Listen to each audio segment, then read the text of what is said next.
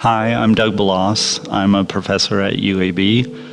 I'm an artist that's lived in Alabama since 1981. This is the Jule Museum podcast at Auburn University. My name is Chris Malinsky, the Janet L. Nolan Director of Curatorial and Educational Affairs at the museum. This year we're thinking about color. How do artists use color in their work? How do we describe, interpret, and understand color in new ways? Over the next few episodes, we'll be talking about color with Auburn faculty, students, and the artists on view at the museum. Doug Baulos is a featured artist at the museum this fall. Their exhibition, A Bird's Eye View, is part of our ongoing series Radical Naturalism, where we ask a living artist to respond to our collection of works by the 19th century naturalist John James Audubon. Doug uses an amazing range of colors in their work. Many of these colors come directly from nature, inspired by the Alabama landscape or out of Doug's dye garden. In this episode, we asked Doug to talk about where these colors come from, what they mean, and why Doug uses these colors in their work. I use indigo a lot.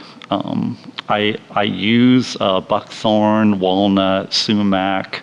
I do a lot of cross dyeing. So I was talking to my friend Sherry earlier about how, black birds have a purple effervescence. So I've started using like this butterfly pea plant and growing it to do it as a cross dye on top of using like black dye. And so sometimes it's just like an overlaying sheen.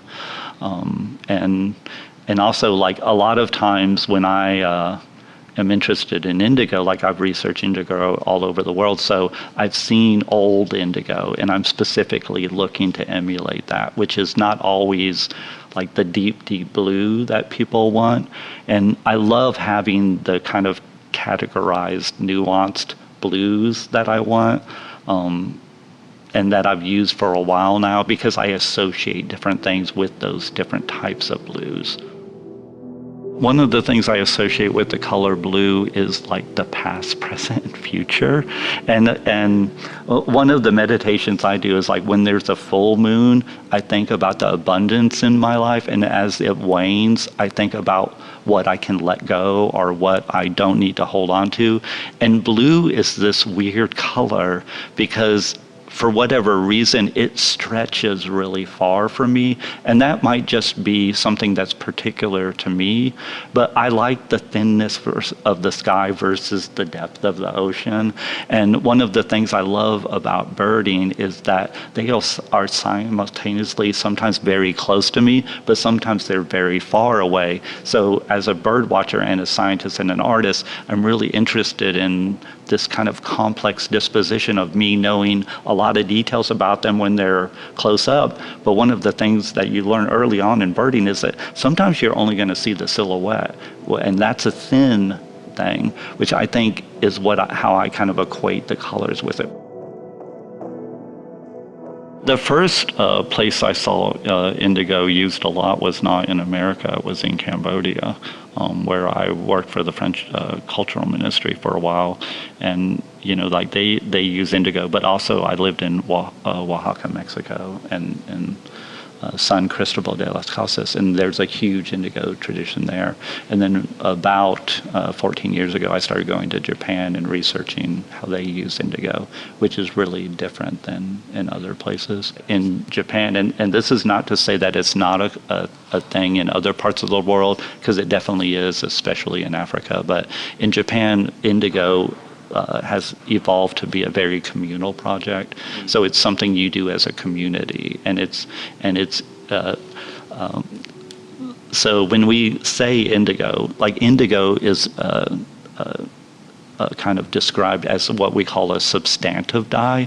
So the cool thing about indigos, and you'll see in my work, I have like a lot of spider webs in my work, especially like I use the spider web instead of the trap that trapped the foxes. I was like, I'm going to put a spider web imagery in. And so like indigo is called a substantive dye because every time you put the cloth into the indigo, you're not just mending it. And a lot of times they'll over dye mended things, but every time you put cloth into an indigo vat, it strengthens the cloth again. And in the same way, spider webs can be like, it's one of the biological things in nature. Spider webs, they can be destroyed up to 80% and still function as a web, which is an amazing thing. Like, amazing if we were hurt 80%, like we would really struggle. And I think, like it's just become a synonym for me about perseverance as a queer person in Alabama. Like, so I use a lot of what I call very substantive dyes, like sumac and persimmon dyes and indigo and walnut dyes. They're all very what we call substantive dyes. I didn't always use natural dyes. Of course, I was, before like my work 50 years ago, I was much more interested in like anatomical, very specific, highly naturalistic drawing, and I am the drawing professor at UAB. And I've done a lot of painting with pigments, but about 30 years ago, I just stumbled on a person that kind of like really awakened me to natural dyes in southern Alabama, and so I started using walnut dyes at first, but then I got really interested in growing and sustainably foraging a lot of natural dyes. And for me, like both the fiber and the dye processes, it couches the idea of sorrow, which I know a lot of people think sorrow or sadness or loss is like a very heavy thing, but to me it's like a cloak of artistic beauty. And I just love the way that natural dyes seep into linen and the other fabrics I use, because it's sublime and that moves us, but I also think it's beautiful, which for me charms us. And so I'm really interested in how both natural dyes and the particular types of stitching I use actually seeps into the cloth and is like ingrained or embodied, like an emotional embodiment for me. All of the work on view in the gallery is incredibly personal. Doug created the exhibition responding to a series of prints by John James Audubon from the museum's collection. Doug used many of these prints as a starting point. The installations use found objects from Doug's life, and many of the same images, repeated in different ways. We asked Doug about their process developing the work for this exhibition. In general, when I first started my process, I wanted to make stories that combine both my personal life in Alabama with aspects of the Audubon prints. And specifically in my work, I wanted to look more perhaps poetically and make my own interiority visible in the work. So combine my memories and stories in a way that isn't necessarily fixed or linear, but constructed through my own personal organizations, my own moments of clarity, and my own modes of expression in natural dye and the analog photography. A lot of my things have a certain type of like a nostalgia associated with them. So like, it's not that I'm specifically drawing on my early rural upbringing, but I have such strong memories about my grandparents and my aunts and uncles' farms and our own farm. And so like, a lot of my materials come from thrift stores, so some of them are aged, but a lot of them are not at all. So it's amazing the process I have to go through to make the work have an all-over tonality that I want.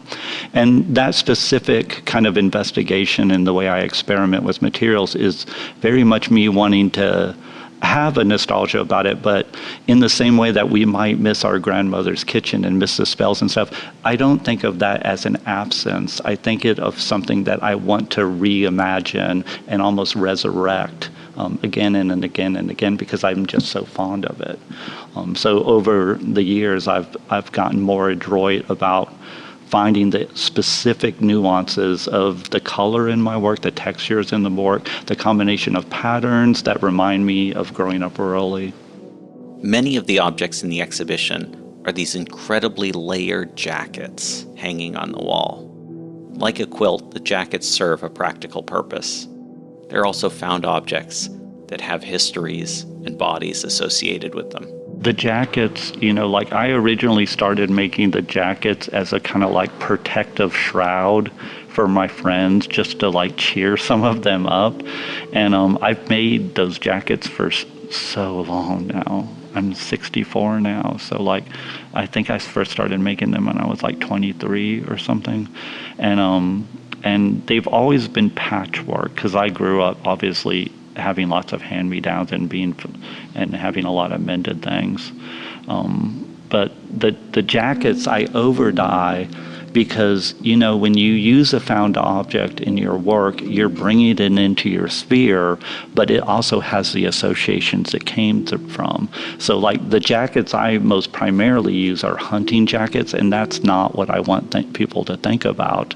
Or sometimes they're military jackets. So I use the dye as kind of a cloaking mechanism to bring it into my world and make it more my own. If you're curious to see this work in person, the exhibition Douglas Pierre Baulos, A Bird's Eye View, will be on view at the museum through December 6th. All of our programs, including this podcast, are made possible by listeners like you. To support the museum, visit our website, jcsm.auburn.edu, for more.